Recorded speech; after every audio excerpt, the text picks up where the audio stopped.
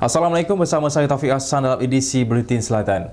4 asas utama yang digariskan dalam penyediaan permohonan projek menerusi peruntukan Rancangan Malaysia ke-11 RMK11 benar-benar menunjukkan keprihatinan Kerajaan Negeri Johor terhadap keperluan dan kehendak rakyat. Timbalan Naib Chancellor Pembangunan Universiti Teknologi Malaysia UTM, Profesor Dr. Azlan Abdul Rahman berkata, perkara yang digariskan itu juga mencerminkan sikap pentadbiran kerajaan negeri yang pro-rakyat. Katanya, dalam era dunia tanpa sempadan dan redakan maklumat, rakyat bukan sahaja menjadi kumpulan sasar yang penting tetapi sumber suara utama dalam menentukan hala tuju pembangunan negara. Bagi saya ini adalah amat penting sekali dalam era globalisasi dan era di mana dunia tanpa sempadan serta ledakan maklumat yang pantas. Rakyat kini bukan semata-mata kumpulan sasar yang penting, malah rakyat merupakan sumber suara utama dalam menentukan hala tuju pembangunan sebuah negara. Jadi dalam pembangunan ni mesti kita mendengar hasrat dan aspirasi rakyat. Jadi di samping itu, 4 asas tersebut bukan sahaja selari dengan 7 fokus utama dalam pelan suara hati rakyat Johor yang banyak berorientasikan rakyat. Malah saya nampak dia juga sejajar dengan banyak asas Rancangan Malaysia ke-11 itu sendiri. Kalau kita lihat, terdapat 6 asas utama RMK11 ni, meliputi memperkasakan bakat, merekayasakan pertumbuhan ekonomi, mengukuhkan pendorong ekonomi, menambah baik inklusiviti, memperbaiki kesejahteraan persekitaran dan memperbaiki pengurusan sumber. Jadi kalau kita lihat Galakkan dalam bidang keusahawanan, latihan serta kemahiran yang digariskan sebagai salah satu asas projek RMK11 menunjukkan kerajaan negeri serius untuk mengupayakan rakyat menerima manfaat dari setiap pembangunan yang dilakukan. Profesor Dr. Azlan berkata penglibatan yang aktif dalam bidang itu penting agar setiap masyarakat mampu meningkatkan taraf ekonomi masing-masing dalam kepesatan pembangunan di Johor. Bermakna zaman sekarang ni terdapat free flow ataupun aliran yang bebas, sama ada bakat atau talent, teknologi dan juga capital.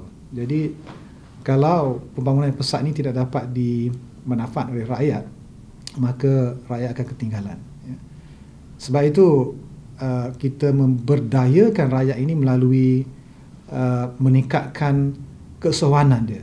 Kita bukan saja nak meramaikan usahawan, tetapi kita juga nak supaya ramai golongan di kalangan rakyat ini memiliki minda keusahawanan ataupun entrepreneurial mindset ataupun entrepreneurial thinking. Dan minda keusahawanan ini amat diperlukan dalam usaha menyokong kerajaan mencapai status negara maju. Sementara itu, kerajaan negeri disaran supaya menunjukkan implikasi yang jelas terhadap kepentingan rakyat dalam setiap perancangan menerusi projek RMK11. Implikasi berkenaan perlu ditunjukkan melalui indeks kreativiti. Selain itu, konsep helik juga perlu digunakan bagi memastikan kehendak sebenar rakyat dapat dikenal pasti dalam projek-projek yang akan dilaksanakan. Saya fikir perlu ada satu mekanisme yang sesuai untuk melibat sama masyarakat dalam proses pencadangan projek RMK11, melalui apa yang kita istilah sebagai engagement. Ini penting kerana kita boleh memastikan kehendak sebenar rakyat dapat dikenal pasti dengan tepat dalam projek-projek yang nak dilaksanakan. Kalau tidak, kita tidak memenuhi aspirasi rakyat lah. Yang ketiga, saya nak cadangkan konsep helix berganda 4, iaitu quadruple helix. Sebenarnya quadruple helix ni bermaksud penglibatan 4 penjuru, iaitu agensi kerajaan, industri, universiti dan masyarakat dalam setiap perancangan dan penetapan strategi. Ini penting kerana kita nak memastikan keterlibatan terangkum, iaitu inclusive participation dari semua pemegang taruh yang penting ataupun key stakeholders dalam pembangunan negeri. Profesor Dr. Azlan berkata demikian ketika ditemui di pejabatnya di kampus Universiti Teknologi Malaysia UTM Skudai. Beliau berharap kerajaan negeri juga dapat memanfaatkan kepakaran yang ada di Institut Pengajian Tinggi Tempatan dalam penilaian dan penetapan projek-projek RMK11.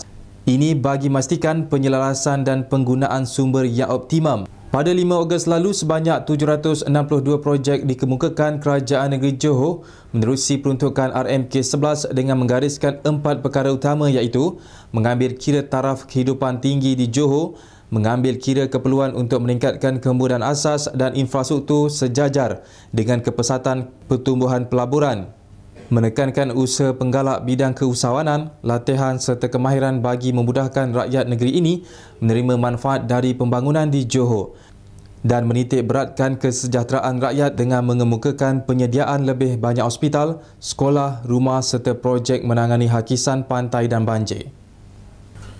Satu lagi inisiatif pembangunan pro-rakyat iaitu keusahawanan kerjaya pilihan bakal dilaksanakan Kerajaan Negeri Johor. Di bawah inisiatif itu, pelbagai program dirangka khususnya untuk belia Islam yang menjadi fokus Pelan Suara Hati Johor. Menteri Besar Datuk Muhammad Khalid Nordin berkata program yang dilaksanakan melalui Perbadanan Islam Johor PIJ itu bertujuan meningkatkan ekonomi umat Islam di negeri ini. Menerusi laman Facebooknya, beliau berkata budaya keusahawanan perlu diterapkan dari peringkat awal dan kerajaan negeri berusaha memberi penekanan menjadikan keusahawanan sebagai kerjaya pilihan mereka. Katanya beliau tidak mahu melihat umat Islam di negeri ini tercicir dalam arus pembangunan Johor yang semakin pesat. Beliau turut meminta semua rakyat agar dapat merebut peluang dengan pelbagai inisiatif serta program pembangunan usahawan yang disediakan. 4 program baru yang telah dirangka di bawah inisiatif itu ialah program bantuan usahawan belia, program tajaan NGO Islam, program bantuan peniaga kecil dan program bantuan yacht kolektif. Mereka yang berminat boleh membuat permohonan kepada PIJ selewat-lewatnya 10 September ini atau menghubungi 07 2277 611.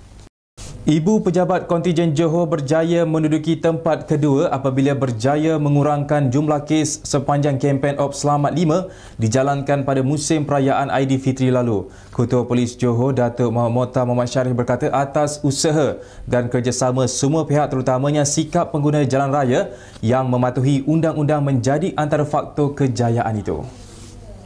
Saya percaya usaha-usaha penurunan kadar kemalangan dan kematian di dalam Op Selamat ini adalah berkat usaha dan kegigihan pegawai dan anggota-anggota trafik serta elemen-elemen polis di Raja Malaysia yang digerakkan untuk menjayakan kempen berkenaan.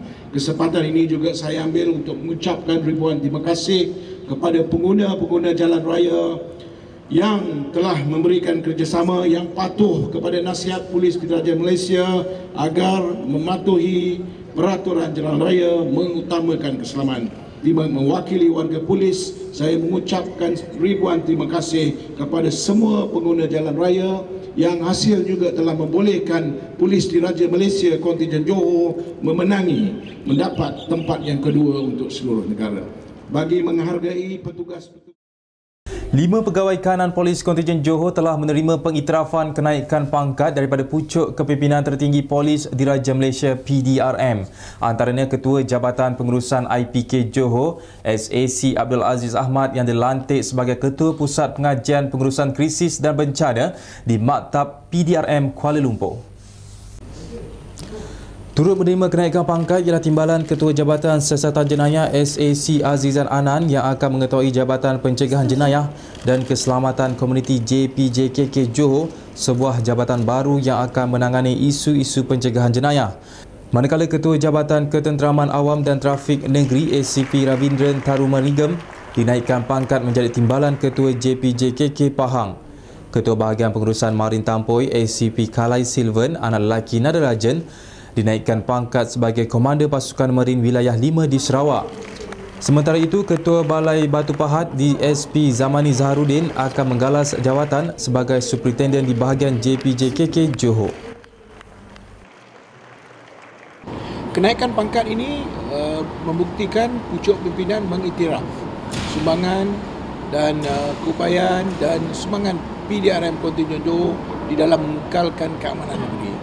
Dan saya penuh yakin dengan kenaikan pangkat pegawai-pegawai ini juga akan mendorong pegawai-pegawai yang belum lagi yang dinaik pangkat untuk terus memberikan sumbangan yang lebih baik. Jadi saya ucapkan terima kasih kepada pucuk pimpinan dan tahniah kepada pegawai-pegawai yang dinaikkan pangkat. Okey? 2. Sekian edisi Buletin Selatan. Teruskan menonton kami di www.tvselatan.com untuk paparan-paparan berita terkini. Salam takzim.